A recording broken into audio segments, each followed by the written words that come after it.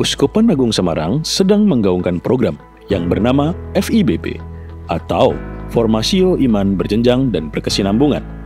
Namun, banyak umat Katolik, khususnya di Keuskupan Agung Semarang, belum semuanya mengetahui apa itu FIBB. Maka, Keuskupan Agung Semarang terus gencar mengajak seluruh umat untuk mengikuti program tersebut. Ya, FIBB itu Formasio Iman Berjenjang dan Berkesinambungan. Itu sebuah proses pembinaan iman atau pendampingan iman dalam kategori usia-usia ya. Dari usia dini, kemudian usia anak, remaja, kemudian orang muda, kemudian dewasa sampai lansia. Hal ini menjadi perhatian khusus bagi Keuskupan Agung Semarang, dikarenakan banyak gereja-gereja yang ada di Keuskupan Agung Semarang belum mendapatkan pendampingan yang baik, mulai dari piut, pia, pir, piom, piot, sampai dengan piul. Banyak alasan di mana paroki-paroki tersebut tidak memiliki pendampingan, dan hal tersebut menjadi sebuah halangan besar bagi terwujudnya pendampingan iman Katolik di Keuskupan Agung Semarang. Kadang-kadang bisa jadi paroki tertentu hanya ada pendampingan jenjang tertentu. Dan itu terbukti ketika kami mengadakan semacam survei atau observasi di semua paroki di Keuskupan ini sekitar tahun 2013-2014. Ternyata benar bahwa di masing-masing paroki tidak selalu 6 jenjang itu ada. Ketika itu ada, ternyata pendampingnya nggak ada. Ketika mungkin pendamping ada, kurikulumnya nggak ada. Ketika ini ada, ternyata dukungan dari keluarga atau nggak muncul, sehingga ada kesulitan-kesulitan di setiap jenjangnya. Perkembangan iman Katolik dimulai sejak umat itu dibaptis, mulai dari usia yang sangat dini dan kelak tumbuh hingga berusia lanjut. Peran pengenalan ini menjadi tugas seluruh umat Katolik, terutama gereja, sebagai persekutuan umat beriman. Menurut data yang dilansir Keuskupan Agung Semarang, Monsinyur Robertus Surbiatmoko mengatakan bahwa umat yang berpindah agama dalam rentang waktu 2021 sampai 2023 berjumlah 2.202 orang. Maka, Paroki Bongsari juga menggaungkan program FIBB ini, walau hanya dimulai dari pia hingga piul. Paroki Bongsari melakukan pendampingan dengan kurikulum dan program-program yang tertata dan sangat baik. Namun, tetap saja, masih banyak umat yang belum banyak terlibat atau berpartisipasi dalam program-program tersebut, karena banyak umat yang memiliki kendala masing-masing. Sekitar 2.200 umat Katolik yang meninggalkan gereja, meninggalkan iman Katolik. Ini sangat memprihatinkan. Satu orang meninggalkan saja itu sudah merupakan keprihatinan kita ya, apalagi 2.000 lebih. Kita masih perlu usaha yang lebih besar ya, apalagi juga menemukan metode-metode tertentu apa yang memang cocok untuk umat ya, karena memang materi-materi yang ingin kita sampaikan kepada umat adalah materi-materi yang istilahnya tidak ringan ya, dan memang butuh perhatian yang serius. Maka kalau itu dilakukan dengan metode yang biasa, tampaknya kurang menarik antusias umat.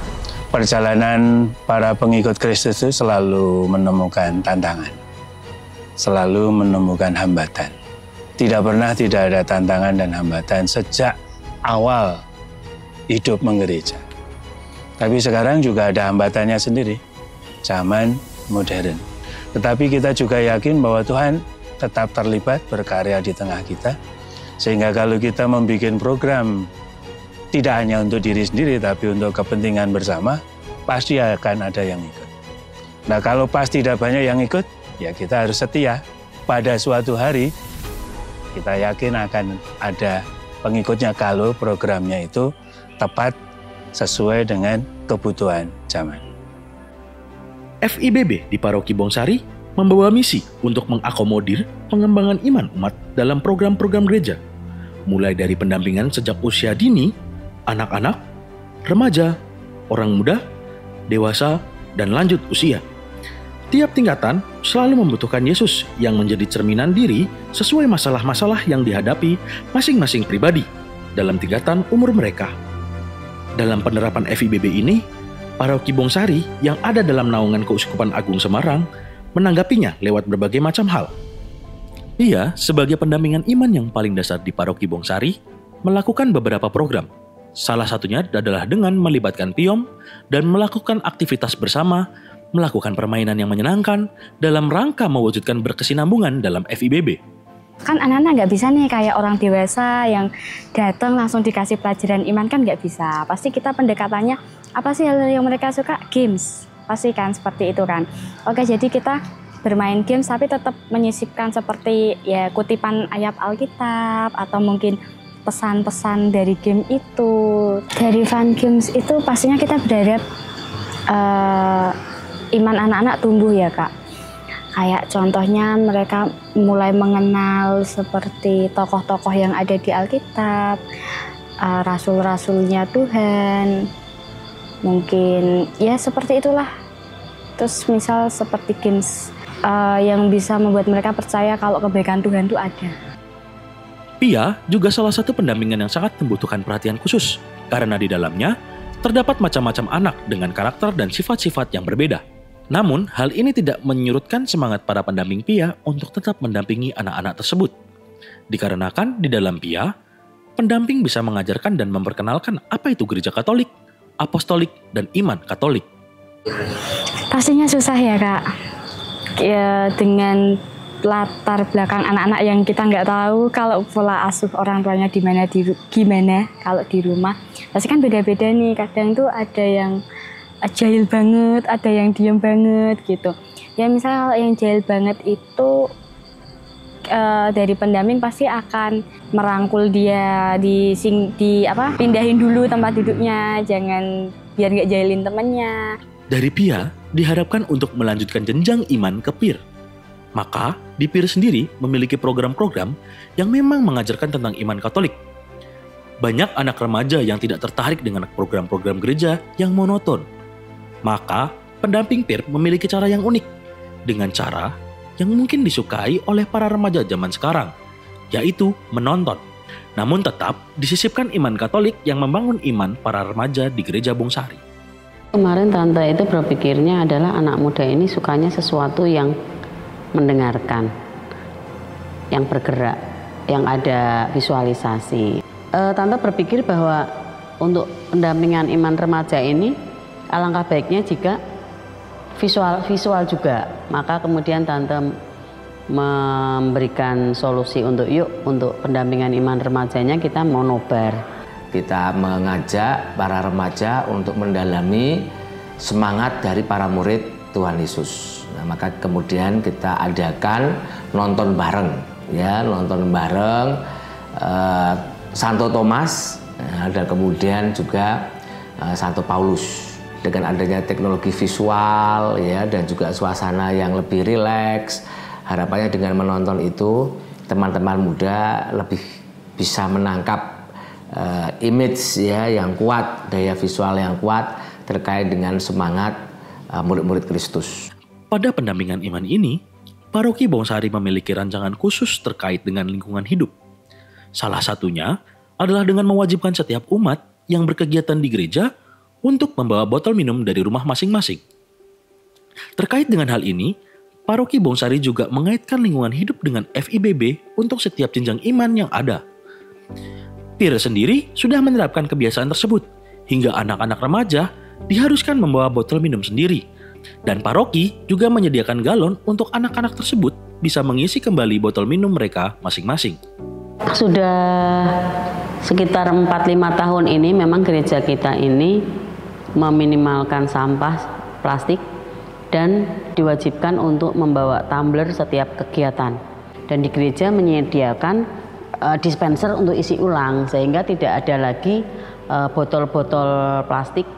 Ini juga sebagai wacana gereja meminimalkan sampah plastik. Maka dari itu gerakan memakai tumbler meskipun itu sederhana, itu punya maksud yang luas dan dalam, dan kalau disadari pasti orangnya juga lebih sehat kalau terus-menerus, kemudian muka-muka airnya juga lebih sehat, lalu kita semua lebih bahagia. pendampingan iman orang muda di Paroki Bongsari juga mendapatkan perhatian yang khusus. Dikarenakan pada usia ini, banyak orang muda yang meninggalkan iman Katolik demi sesuatu yang memang belum pasti.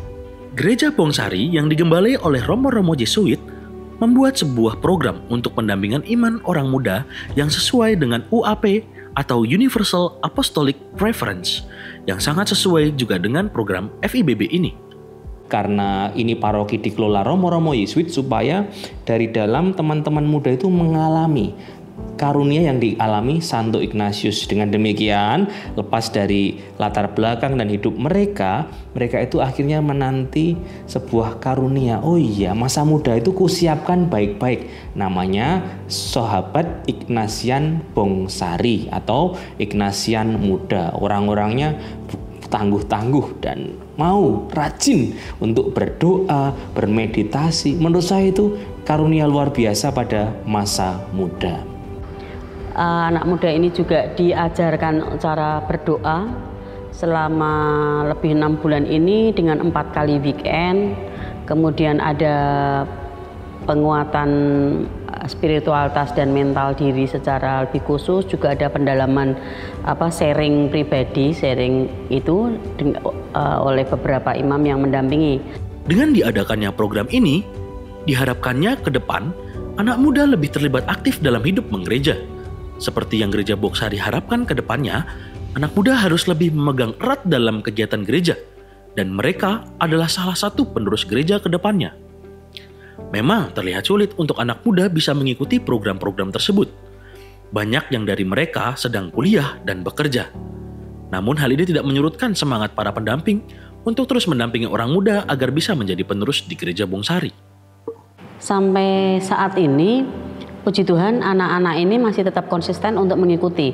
Mau mereka itu bekerja, mau mereka itu juga disambi ada kuliah dan lain sebagainya, tetapi jam-jam kita yakini bahwa ketika kita sudah mengagendakan itu, semua anak ini bisa datang dan hadir mengikuti tanpa putus. Diharapkan mereka juga memiliki konsistensi untuk hadir dan selalu ada dalam setiap kegiatan yang dilaksanakan, hingga penutupannya nanti retret Triduum akhirnya di bulan November. Di jenjang selanjutnya, banyak yang masih mempertanyakan, apakah orang dewasa juga perlu untuk imannya didampingi oleh gereja? Paroki Bongsari memiliki program-program yang memang dibuat untuk para orang dewasa agar imannya tetap Katolik. Salah satunya yang memang terlihat jelas adalah para prodiakon dan umat Katolik yang sudah menikah. Mereka diberikan program-program yang menarik. Di sana, mereka bisa berdinamika dan berdiskusi mengenai iman Katolik. Masih banyak program-program yang memang bisa diikuti oleh PIOT, agar para umat yang berada di jenjang PIOT bisa memilih kegiatan yang menurut mereka cocok, seperti CAP, Senakel, dan lain-lain. Sebenarnya di paroki kita itu banyak sekali kegiatan yang bisa diikuti oleh orang dewasa. Banyaknya kegiatan itu untuk memenuhi hati umat, artinya saya tidak cocok dengan kegiatan itu, saya cocoknya yang ini, saya cocoknya yang itu. Dibuat banyak supaya mereka bisa memilih yang cocok mana. Di tingkat yang paling akhir ada Piul yang dinaungi oleh Adi Yuswo. Pada jenjang ini banyak dinamika yang muncul. Beberapa di antaranya banyak masalah-masalah yang memang dihadapi oleh para umat lanjut usia. Dari transportasi, umur, serta kesehatan. Maka program Gereja Bongsari untuk pendampingan iman usia lanjut berhubungan dengan itu semua, agar para umat usia lanjut bisa tetap menikmati iman Katolik dan tetap bisa menjadi salah satu Laskar Kristus. Mendapati para umat usia lanjut, dihadapkan agar para pendampingan iman yang lain bisa mencontoh semangat mereka. Karena di usia yang lanjut, mereka tetap semangat dan masih setia menjadi salah satu umat Katolik yang berpegang teguh pada iman Katolik. Hal ini membuat para pendampingan iman yang lain merasa tertampar bahwa usia lanjut bukanlah halangan. Maka apa yang menjadi hambatan para umat yang lain bukanlah menjadi alasan. Kita harus tetap berada di iman Katolik. Kami kalau menggunakan ruang Loyola ya, setelah kami pertemuan, kami melipat kursi itu rapi, kalau ada kotoran kami ngepel. Pokoknya kami berkeinginan kita mesti jadi contoh bagi orang-orang, terutama kaum muda ya. Nah, yang saya rasakan ini, untuk kaum muda ini, kepekaan akan kebutuhan orang lain itu yang kurang. FIBB ini menggerakkan Gereja Bongsari yang sudah hampir 56 tahun berkarya untuk memperindah area kawasan gereja. Hal ini juga diyakini bahwa jika gereja memiliki bangunan yang nyaman, maka para umat menjadi lebih aktif dalam menggereja dan mengikuti program-program yang sudah dirancang oleh gereja. Bukan hanya tata kawasan, namun diyakini gedung baru Gereja Bongsari membuat iman Katolik para umat bisa menjadi lebih menyala. Gerakan itu membutuhkan lokus atau tempat. Nah, syukur kepada Allah, gedung yang sudah diberkati tanggal 17 Agustus ini memiliki banyak ruangan. Ini merupakan hal yang menarik. Ada momen FIBB, ada tempat yang nyaman. Syukur-syukur umat merasa Gera Argia, gedung pastoral ini, rumah kedua mereka. Umat membutuhkan tempat untuk berkegiatan, membutuhkan ruang, juga membutuhkan kebanggaan. Sedangkan bangunan lama itu sudah tua dan sudah tidak memadai lagi. Dan dengan demikian diperlukan sebuah bangunan baru, tapi sekaligus penataan kawasan yang baru yang memungkinkan kegiatan-kegiatan ini berjalan dengan baik. Dengan kedatangan Paus Fransiskus, iman Katolik di Gereja Bongsari diharapkan semakin bisa berkembang dan tidak pernah surut atau padam. Melihat dari kedatangan Bapak Paus, kita diajarkan untuk selalu berpegang teguh pada iman Katolik, walau memang di Indonesia sendiri, umat Katolik hanya sebesar 3%. Paus Fransiskus aja semangat untuk mencintai dan mengobarkan umatnya. Kok kita lembek? Tertamparkah kita? Maka belajar dari Paus Fransiskus, faith, fraternity, dan unity dan seterusnya. Harapannya kita itu bersatu karena FIBB ini. Bukan lagi mikir soal aku kelompok ini, aku warga sini, tapi aku warga Gereja Katolik yang satu, kudus, Katolik, Apostolik. Karena Bapak Paus kita ini memperhatikan sungguh-sungguh orang-orang yang terpinggirkan. Kalau kita sebut KLMTD, kelompok kecil, lemah, miskin, tersingkir, dan difabel itu. Dan ini dengan demikian, kalau kita iman kita mendalam, FIBB kan, imannya mendalam, kan ada buahnya. Buahnya apa? Ya menurut Bapak Paus, buahnya adalah bahwa kelompok KLMTD ini sungguh terperhatikan. Semua berharap kiranya umat makin berkembang dalam penghayatan akan Kristus. Namun, harapan hanya menjadi harapan tanpa adanya respon. Apa yang dicetuskan mungkin hanya menjadi ide dan keinginan yang tak sampai tanpa partisipasi umat. Bagaimanakah tanggapan umat terkait semua program yang telah dicetuskan? Apakah semua yang dirancang dan dilaksanakan benar-benar membantu umat dalam kehidupan mereka? Akhirnya, kita kembali kepada harapan dari Keuskupan Agung Semarang, terutama di Gereja Bongsari. Apa yang kedepannya diharapkan bagi umat-umat yang ada di Gereja Bongsari? Bongsari, menurut saya fasilitas sudah tidak ada alasan lagi untuk diragukan. Semua fasilitas oke, juga dari sisi romonya juga bagi saya banyak orang muda, dari Dewan menurut saya juga sudah cukup punya passion yang kuat terhadap pastoral. Maka menurut saya tinggal setiap jenjang-jenjang tadi coba diberi sapaan. Rekan-rekan tercinta, gereja kita tidaklah sempurna, tetapi gereja kita selalu layak dicinta. Sarangeo FIBB.